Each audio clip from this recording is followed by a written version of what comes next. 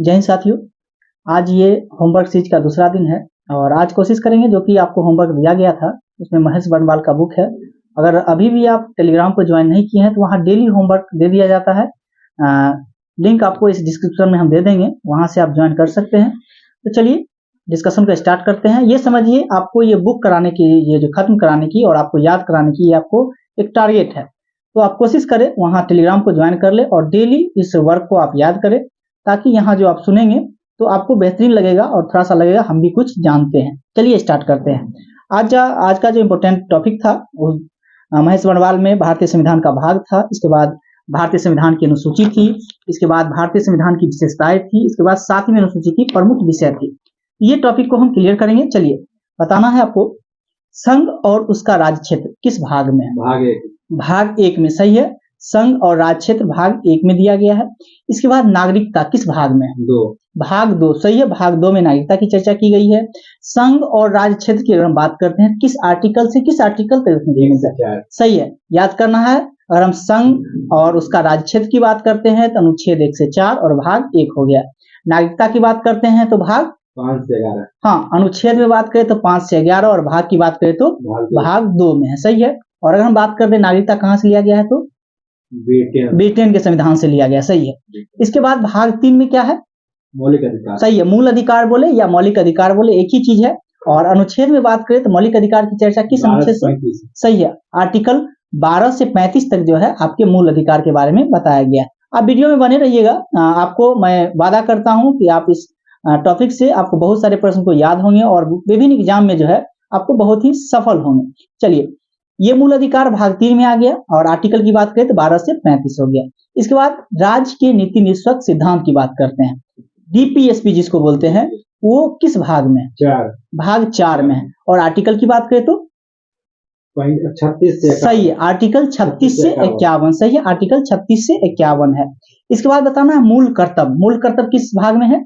4 का क में याद रखना है। मूल कर्तव्य की चर्चा 4 के क में किया गया है। और आर्टिकल की बात करते हैं तो 51 के क में आर्टिकल दिया गया है। सही है।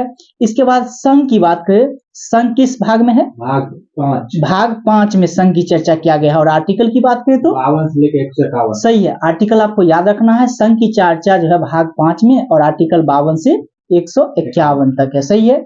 इसके बाद बताना है राज्य की बात करें तो राज्य किस भाग में है? भाग 6। भाग 6 में है। और आर्टिकल की बात करें तो 152। सही है, सही बोल रहे हैं। 152 से लेकर 237। सही है, 152 से लेकर के 237 तक आर्टिकल दिया गया है जिसमें कि राज्य की चर्चा किया गया है। आपको याद रखना है, भाग सबसे पहले संघ आएगा तो संघ भाग 5 और राज्य 6। पहले संघ, इसके बाद राज्य, याद रखना है आपको।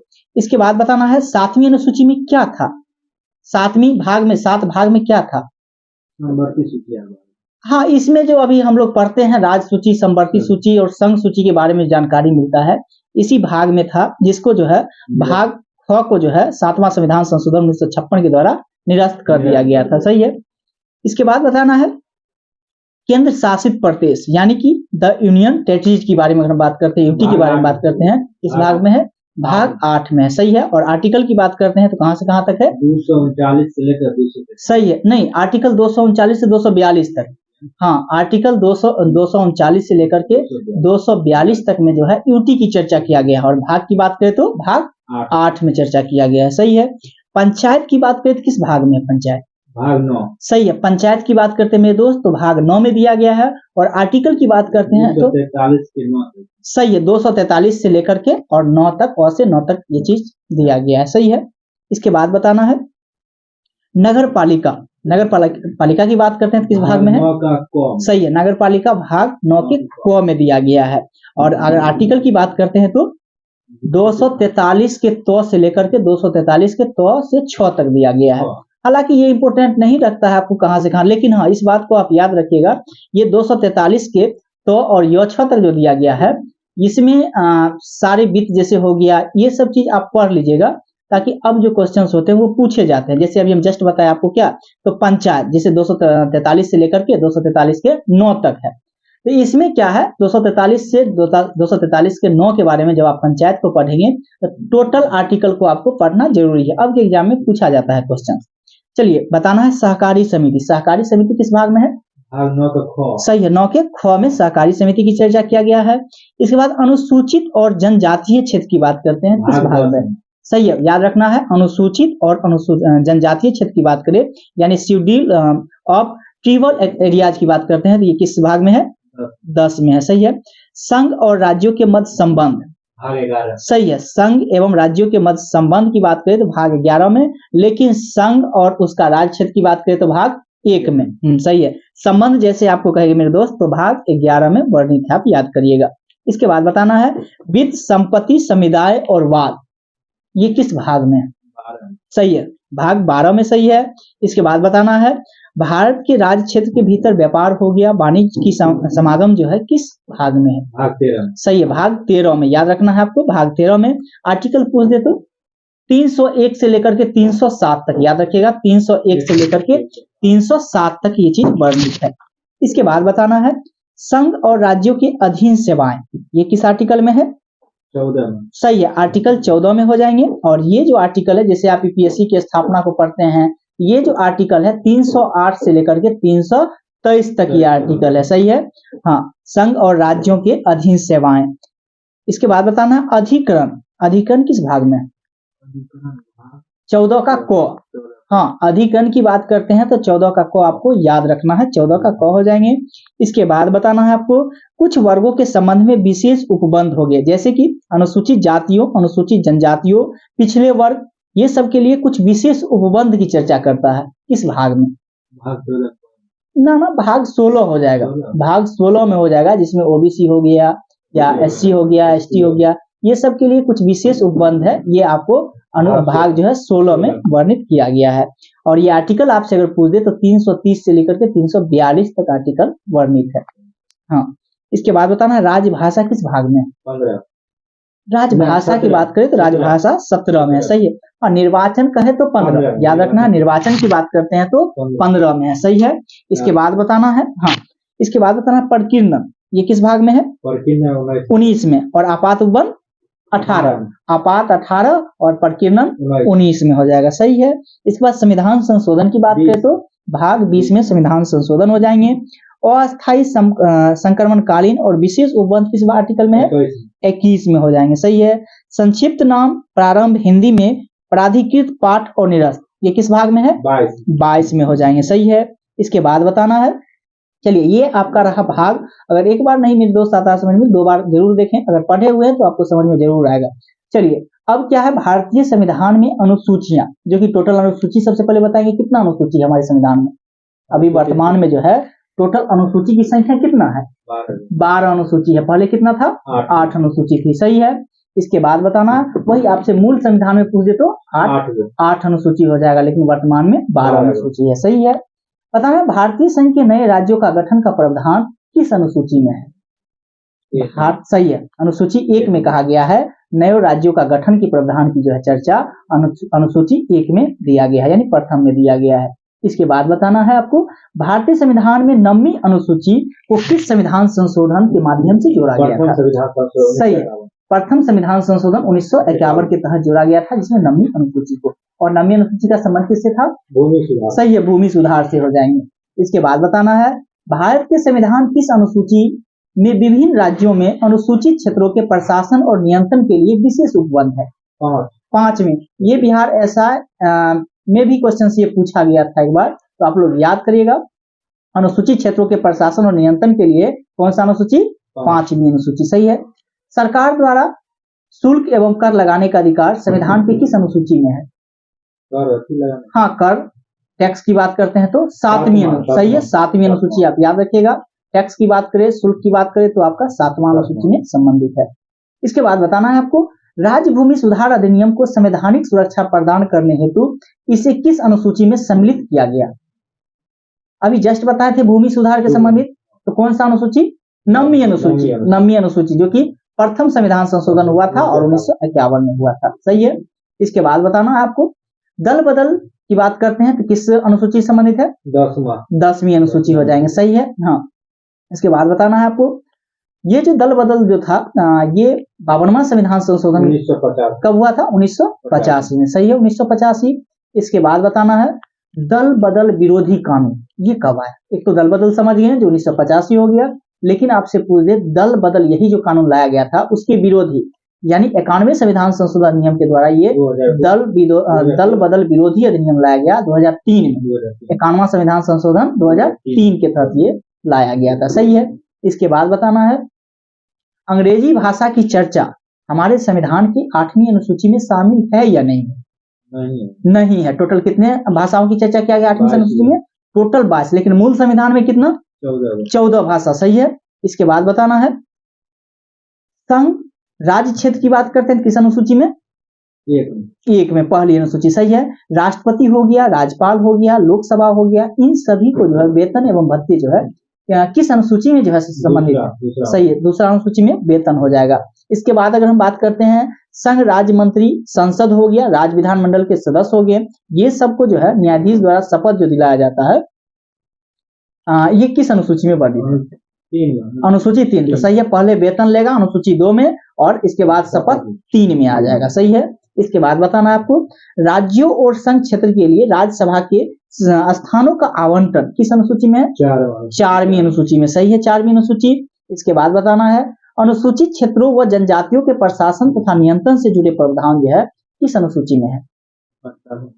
5वीं अनुसूची में। 5वीं अनुसूची में आपको याद रखना है। और 6ठी अनुसूची में जो है 4 गो राज्य शामिल है जिसमें जनजातीय क्षेत्र के प्रशासन से संबंधित है। कौन कौन सा है? असम, मेघालय, मिजोरम और त्रिपुरा। हाँ सही है, याद रखना है। असम हो गया, मेघालय हो गया, मिजोरम हो गया और त्रिपुरा हो गया। हाँ याद करना, असम, मेघालय, त्रिपुरा और मिजोरम 4 राज्य को जो है अनुसूचित जनजातीय क्षेत्र में वर्णित है ये। इसके बाद बताना है संघ सूची हो गया, राज्य सूची हो गया और संवर्ती सूची हो गया, ये किस अनुसूची में है? इसकी चर्चा जो है 7वीं अनुसूची में है। सही है। इसके बाद बताना है 22 भाषाओं का संविधान में उल्लेख किया गया है, ये कौन सी अनुसूची में? 8वीं अनुसूची में। सही है। इसके बाद बताना है आपको जिसमें भूमि सुधार व जमींदारी उन्मूलन से संबंधित अधिनियम जो लाया था ये कौन से संविधान संशोधन के तहत अभी जस्ट बताए थे? प्रथम संविधान संशोधन। और 9वीं अनुसूची में वही चीज शामिल है। हाँ अभी वर्तमान में वही भूमि सुधार से ही संबंधित है 9वीं अनुसूची। इसके बाद दल बदल तो अभी जस्ट बता दिए जो कि कौन सा अनुसूची? 10वीं अनुसूची। सही है। इसके बाद बताना है पंचायत की शक्ति व उत्तरदायित्व निर्धारित किए गए किस अनुसूची में? 11वीं अनुसूची में। सही है। नगर पालिका की शक्ति का दायित्व जो है किस अनुसूची में? 12वीं अनुसूची में। सही है। इसके बाद बताना है मूल संविधान में तो आपका कितना भाषा था? 14 भाषा था। तो 15वां भाषा कौन सा जोड़ा गया था? सिंधी भाषा को जोड़ा गया था। कौन सा संविधान संशोधन के तहत? सही है, 21वें संविधान संशोधन 1967 के तहत। इसके बाद जो भाषा जोड़ा गया था जो कि कौन कौन से भाषा जोड़ा गया था? संविधान संशोधन 1992 कौन कौन? नमक। हाँ सही है, ठीक आपका नमक ठीक है। 9 से नेपाली, 9 से मणिपुरी और क से कोंकणी। नमक आप शॉर्ट में याद रख सकते हैं, 9 से नेपाली, 9 से मणिपुरी और कौन से कोंकणी, जो कि कौन से संविधान संशोधन? 71वें संविधान संशोधन कब हुआ था? 1992 में हुआ था। तो आप लोग याद कर सकते हैं। इसके बाद 4 भाषा को जोड़ा गया था किस संविधान संशोधन के तहत? 92 संविधान। सही है। कब हुआ था? 2003 में। 2003 याद रखना है। हाँ 2003 में 92वां संविधान संशोधन हुआ था। इसमें 4 भाषा को जोड़ा गया था। कौन कौन था? डोगरी, मैथिली, संथाली, बोडो। सही है, बोडो, डोगरी, मैथिली, संथाली 4 भाषा जोड़ा गया था। बोडो, डोगरी, मैथिली, संथाली को जोड़ा गया था। चलिए इसके बाद है भारतीय संविधान की विशेषताओं को हम पढ़ेंगे यानी फीचर्स ऑफ इंडियन कॉन्स्टिट्यूशन। हाँ इसमें बताना है संविधान में हमारे राष्ट्र का उल्लेख किन नाम से किया गया है? राष्ट्र का उल्लेख, हाँ हालांकि विवादित भी ये रहा है फिलहाल में, यानी कि इंडिया दैट इज भारत। पहले इंडिया यानी अंग्रेजी शब्द को लिख दिया गया है, यही चीज रहा है। इसके बाद बताना है भारतीय संविधान में किस प्रकार की शासन प्रणाली अपनाई गई? संघीय। सही है, संघीय शासन प्रणाली तो नहीं कहते हैं, वो तो यूटी का एक राज्य का जो है एक जुड़ गया तो संघीय यानी संघ और साथ साथ राज्य उसमें जुड़ा हुआ है। लेकिन शासन प्रणाली की बात करते हैं किस प्रकार की? भारत की संसदात्मक यानी संसद के द्वारा जो है ये चीजें है। हाँ ये चीज कह सकते हैं शासन प्रणाली जिसको बोलेंगे संसदात्मक है। इसके बाद बताना है आध्यात्मक शासन प्रणाली का आधारभूत क्या है? एकल कार्यपालिका या द्वि कार्यपालिका? एकल कार्यपालिका। सही है, एकल कार्यपालिका हो जाएगा। इसके बाद बताना है हाँ भारत की संसदीय शासन प्रणाली एवं ब्रिटेन की संसदीय शासन प्रणाली के मध्य अंतर का मुख्य बिंदु कौन सा है? न्यायिक समीक्षा। न्यायिक समीक्षा इसका राइट आंसर हो जाएगा। इसके बाद बताना है नीति निषेध तत्व तथा मूल अधिकार को संविधान की आत्मा किसने कहा है? बहुत ही अच्छा क्वेश्चन है और बहुत बार पूछा गया। ग्रेनविल ऑस्टिन के द्वारा। सही, ऑस्टिन सिर्फ आप याद रखिएगा, ऑप्शन पे आप मार लीजिएगा। ग्रेनविल ऑस्टिन का पूरा नाम है। एक बार और सुनिएगा, नीति निषेध तत्वों को मूल अधिकार को जो है नीति निषेध तत्व तथा मूल अधिकार यानी दोनों को संविधान की आत्मा जो है ग्रेनविल ऑस्टिन के द्वारा कहा गया था। सही है। इसके बाद बताना है मूल संविधान में कुल कितने अनुच्छेद और अनुसूचियां? मूल संविधान में टोटल कितने जो है अनुच्छेद और अनुसूचियां? मूल संविधान में अनुच्छेद अनुसूचियां अनुसूची हो गया 8 गो। आर्टिकल 395 अभी भी 395 ही है, लेकिन उसमें क ख ग घ जोड़ करके 444 के करीब में उसको पूरा दिया गया। लेकिन वर्तमान में अगर अनुसूची पूछे तो 12 अनुसूची है। इसके बाद बताना है सर्वप्रथम कांग्रेस के किस अधिवेशन में जनगण मन को गाया गया था? 1911। सही है, 1911 के कोलकाता अधिवेशन में। और इसकी अगर हम अध्यक्षता की बात करते तो कौन कर रहे थे? सही है, बिशन नारायण धर के द्वारा अध्यक्षता किया जा रहा था। इसके बाद राष्ट्रगान को गाने में कितना समय लगता है? 52 सेकंड का समय लगता है। सही है। इसके बाद बताना है भारतीय संविधान की जटिलता के कारण इन्हें क्या कहा गया है? वकीलों का स्वर्ग। वकीलों का स्वर्ग कहा गया है। इसके बाद बताना है भारतीय संविधान अधिक कठोर और अधिक लचीले के मध्य एक अच्छा संतुलन स्थापित करता है। यह कथन किसका है? केसी हुइयर का। केसी हुइयर का है। सही है। इसके बाद बताना है भारतीय संविधान के विरध होने का क्या कारण है?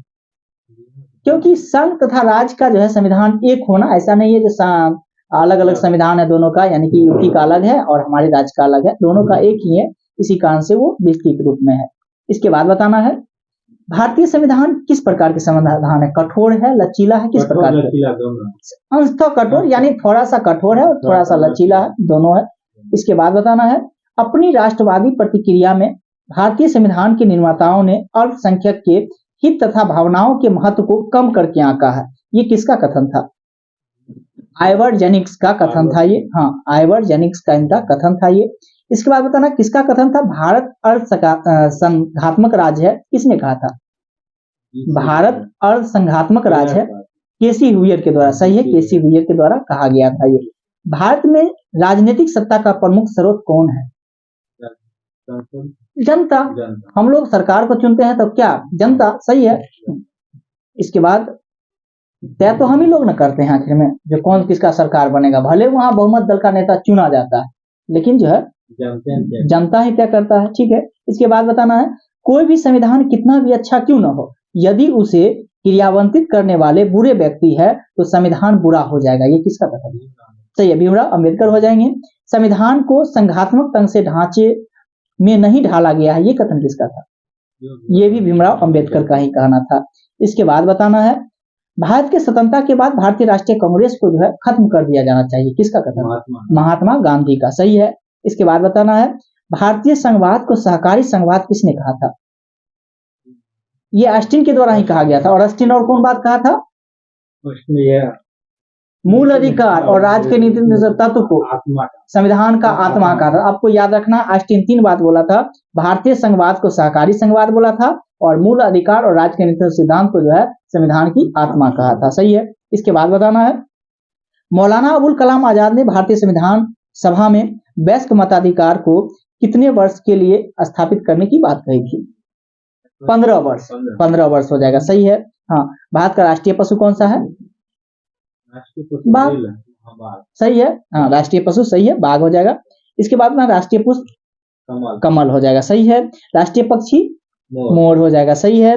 राष्ट्रीय ध्वज में कितने चक्र में तिली होती है? 24 को तिली होती है। सही है। इसके बाद आपको बताना है 7वीं अनुसूची के प्रमुख विषय। इसके बाद इसमें है भारतीय संविधान के अंतर्गत सिविल प्रक्रिया संहिता किस सूची में का विषय है? सिविल हो जाएगा संवर्ती सूची। संवर्ती सूची में आ जाएगा। भारतीय संविधान के अंतर्गत सिविल प्रक्रिया संहिता किस अनुसूची में है? तो ये आपका संवर्ती सूची में हो जाएगा। इसके बाद बताना है जैसे जनसंख्या नियंत्रण हो गया, परिवार नियोजन हो गया, आपराधिक मामला हो गया, ये सब किस सूची का विषय है? संवर्ती सूची का विषय है, याद रखना है। संवर्ती सूची हो जाएगा। सर संवर्ती सूची। इसके बाद बताना है शिक्षा प्रारंभ में राजसूची का विषय था। कौन से संविधान संशोधन के तहत इसको संवर्ती सूची में डाला गया? 42वां संविधान संशोधन के तहत। सही है। कब हुआ था? 1976 में हुआ था। सही है। भूमि सुधार किस सूची का अंतर्गत आता है? भूमि सुधार राज सूची के अंतर्गत। सही है। रेलवे पुलिस की सूची के अंतर्गत? राज सूची के अंतर्गत आएगा। सही है। आर्थिक नियोजन की सूची का विषय है? आर्थिक नियोजन, ये संवर्ती सूची का है, याद रखना। आर्थिक नियोजन संवर्ती सूची का विषय है। कृषि भारतीय संविधान की किस अनुसूची में है? राज सूची। सही है। पंचायती राज की सूची का विषय है? राज सूची का ही विषय है। सही है। दंड प्रक्रिया भारतीय संविधान की किस अनुसूची में वर्णित है? 7वीं अनुसूची में। सही है। दंड प्रक्रिया की बात करते हैं तो भारत के 7वीं अनुसूची में वर्णित है। इसके बाद बताना, और ये किस सूची का विषय है? संवर्ती सूची का। संवर्ती सूची का विषय हो जाएगा। इसके बाद बताना है, जैसे विवाह हो गया, विवाह विच्छेद हो गया, गोद लेना हो गया, ये सब जो है किस सूची का विषय है? संवर्ती सूची का विषय है। सही है। इसके बाद बताना है प्रतिरक्षा किस सूची का विषय है? संघ सूची। याद रखना है। प्रतिरक्षा हो गया, ये जो है आपका संघ सूची का विषय है। इसके बाद निगम कर हो गया और सेवा कर हो गया, ये किस प्रकार की सूची का है? संघ सूची। ये भी है संघ सूची। निगम और सेवा कर, ये दोनों जो है संघ सूची का विषय हो जाएगा। इसके बाद बताना है समुद्री व हवाई मार्ग, ये भी होगा संघ सूची का ही है। सही है। स्टॉक एक्सचेंज की बात करते हैं तो ये किस सूची का विषय है? संघ सूची का विषय है। सही है। सट्टा व जुआ की बात करते हैं किस सूची का विषय है? राज सूची का विषय है। सही है। कृषि आय पर टैक्स की बात करते हैं किस सूची का विषय है? राज सूची का ही विषय हो जाएगा। सही है। वन जीव जंतुओं का संरक्षण की बात करते हैं तो किस सूची का विषय है? ये भी संवर्ती सूची हो जाएगा। हाँ, ये वन जीव संरक्षण जो है संवर्ती सूची के अंतर्गत आता है। वन जो है किस सूची का विषय है? वन ये भी संवर्ती सूची का है। वर्तमान में संघ सूची में कितना विषय है? 52 विषय है। सही है। इसके बाद राज सूची में 61 है। संवर्ती में 52। सही है। संघ में 100 हो गया। ठीक है। उद्देशिका को हम पढ़ेंगे। इसके बाद बताना उद्देशिका को जो है कब अपनाया गया था? कब पेश किया गया था? 13 दिसंबर 1946 को इसका स्वीकृति किया गया 22 जनवरी 1947। नहीं, ये उद्देशिका यानी प्रस्तावना को जो है, जो हम भारत के लोग, भारत को एक संपूर्ण, इसको लागू कब किया गया था? 26 नवंबर 1949। हाँ। इसके बाद बताना है, और उद्देशिका की हम बात करते हैं, प्रस्तुत कब किया गया था? 13 दिसंबर 1946। और इसको जो है अगर हम बात करते हैं उद्देशिका को स्वीकार कब किया गया था? 22 जनवरी 1947। सही है। 22 जनवरी 1947 को स्वीकार किया गया था। सही है। इसके बाद बताना है भारतीय संविधान का कौन सा भाग संविधान की आत्मा कहलाता है? भाग हो जाएगा। उद्देशिका की बात करते हैं, प्रस्ताव नहीं, ये क्वेश्चन था भारतीय संविधान का कौन सा भाग संविधान की आत्मा। तो ठीक है, उद्देशिका हालांकि वो भाग नहीं है जो 1, 2, 3 में प्रस्तावना को जो है संविधान की आत्मा कहते हैं। सही है। इसके बाद बताना है भारत एक गणतंत्र है, इसका अर्थ क्या होता है? भारत एक गणतंत्र है, जो कि गणतंत्र दिवस मनाया भी जाएगा। इसका उद्देश्य क्या? इसका उद्देश्य हो गया भारत में किसी प्रकार की वंशानुगत शासन नहीं है। सही है। इसके बाद बताना है भारत के संदर्भ में धर्मनिरपेक्ष शब्द का भाव क्या है? सभी धर्म के लोग निवास करते हैं। हाँ, भारत में कोई भी राज्य को जो है कोई धर्म नहीं है, ये चीज, हाँ ये चीजें है।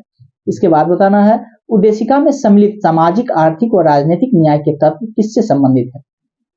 रूस से लिया गया 1917 के रूसी क्रांति से। सही है। हाँ। इसके बाद बताना है सभी व्यक्ति पूर्णतः और समान रूप से मानव है, यह सिद्धांत जाना जाता है सार्वभौमिकता का जाना जाता है। सही है। इसके बाद बताना है किस संविधान के द्वारा भारतीय संविधान की उद्देशिका में संशोधन किया गया था? 42वें संविधान संशोधन में। सही है। इसके बाद बताना है राज्य का सबसे महत्वपूर्ण तत्व क्या है? संप्रभुता। सही है। हाँ। इसके बाद बताना है समाजवादी, अखंडता तथा धर्मनिरपेक्ष सब संविधान की प्रस्तावना में किस संविधान संशोधन के द्वारा? 42वां संविधान संशोधन।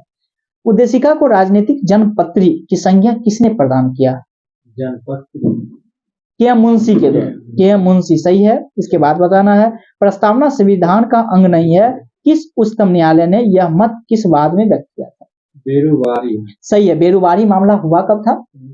1960 में। ठीक है, आज यहीं तक रहने देते हैं। आप लोग का जो होमवर्क है कल के लिए आपको टेलीग्राम पे मिल जाएगा, तो कोशिश करिएगा। लूसेंट का अभी नहीं करवा पाए, लूसेंट का भी हम करवा करके आपको डाल देंगे, तो कोशिश करिएगा आप लोग देखते रहने का, और इससे आपको बहुत बेनिफिट मिलेगा मेरे दोस्त, क्योंकि हम टॉपिक वाइज करवा रहे हैं। बहुत सारे साथी का कहना था कि सर टॉपिक वाइज कराइए ऑनलाइन के माध्यम से, जो लोग नहीं हमारे क्लब में आते हैं, तो उनका कहना था जो आप टॉपिक वाइज कराइए। तो अभी हम फिलहाल में आपको टॉपिक वाइज ही कराते हैं, और होमवर्क आपको ग्रुप पे टेलीग्राम पे डाल दिया जाता है। तो आप जल्द से टेलीग्राम को ज्वाइन कर लीजिए, वहां से होमवर्क को पढ़े, जिसमें कि आपको लूसेंट चलती है, इसके बाद महेश बनवाल की बुक चलती है, और अभी बिहार एसएससी के लिए जो है, जो लोग बिहार एसएससी की तैयारी करते हैं उसके लिए भी, जितना भी बिहार एसएससी हो, बिहार एसआई हो और बिहार कांस्टेबल हो, पूछ लिया गया जो प्रश्न होता है स्पार्क का बुक, वो भी हम 2 पेज उसमें से डाल दिए करते हैं। तो कोशिश करना है आपको अच्छा से इस वीडियो को देखिए और अच्छा से होमवर्क को याद करिए, आपको जरूर महेश बनवाल और आपको जो है लूसेंट याद हो जाएगी। तो दोस्तों अगर अच्छा लगा होगा तो चैनल को थोड़ा सा कोऑपरेटिंग करने का प्रयास करिएगा और दोस्तों के पास शेयर करिए। फिर मिलते हैं, तब तक के लिए जय हिंद, जय भारत।